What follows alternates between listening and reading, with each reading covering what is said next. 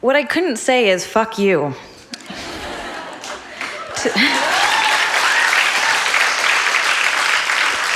To the thousands of men who turned their misogyny into a game in which gendered slurs, death, and rape threats are weapons used to try and take down the big bad villain, which in this case is me.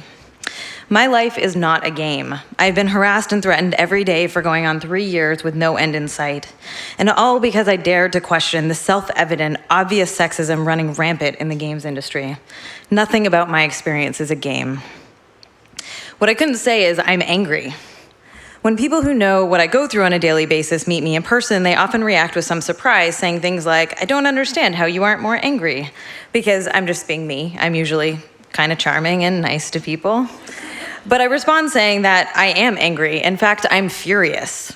I'm angry that we live in a society where online harassment is tolerated, accepted, and excused, where web services and law enforcement are not taking responsibility for the abuse that women suffer every day online. I'm angry that I'm expected to accept online harassment as the price of being a woman with an opinion. What I couldn't say is anything funny. Most of my friends would describe me as a little bit snarky and pretty sarcastic, and you can occasionally glimpse this part of my personality in earlier criticism videos, but I almost never make jokes anymore on YouTube. Even though humor can be humanizing, and I like using it, I don't do it because viewers often interpret humor and sarcasm as ignorance, especially if those viewers are male and the ones making the jokes happen to be female. You would not believe how often jokes are taken as proof that I don't know what I'm talking about or that I'm not a real gamer, even when those jokes rely on a deep knowledge of the source material. So as a result, I intentionally leave that more humorous side of my personality out of my current video presentations.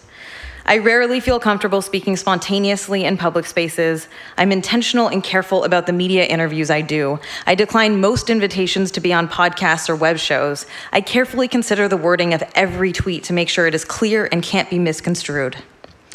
Over the last several years, I've become hyper-vigilant. My life, my words, and my actions are placed under a magnifying glass. Every day I see my words scrutinized, twisted, and distorted by thousands of men hell-bent on destroying and silencing me.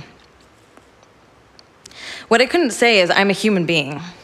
I don't get to publicly express sadness or rage or exhaustion or anxiety or depression. I can't say that sometimes the harassment really gets to me, or conversely, that the harassment has become so normal that sometimes I don't feel anything at all. The death threats come through on my social media and it's just become a routine. Screen cap, forward to the FBI, block, and move on.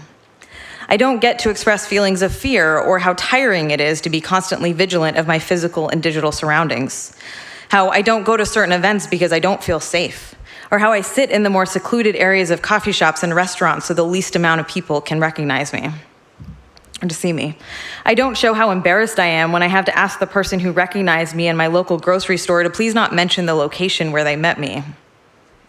Somehow we fooled ourselves into thinking that by expressing human emotions, it somehow means that the harassers have won. This false belief is largely because in our society, women are not allowed to express feelings without being characterized as hysterical, erratic, bitchy, highly emotional, or overly sensitive. Our expressions of insecurity, doubt, anger, or sadness are all policed and often used against us. But by denying ourselves the space to feel and to share those feelings, we're just perpetuating this notion that we should all suffer alone, that we should all just toughen up and grow thicker skin, which we shouldn't have to do. What I couldn't say is, I don't even want to be saying any of this, largely because I still feel fear that expressing human emotions publicly will make me seem insecure. The truth is that women who persevere and retain some measure of their humanity are not expressing weakness, they're demonstrating courage. In all the different, messy, honest ways that we respond to harassment, we actually demonstrate how much humanity we all still have in the face of such cruelty and injustice. Thank you.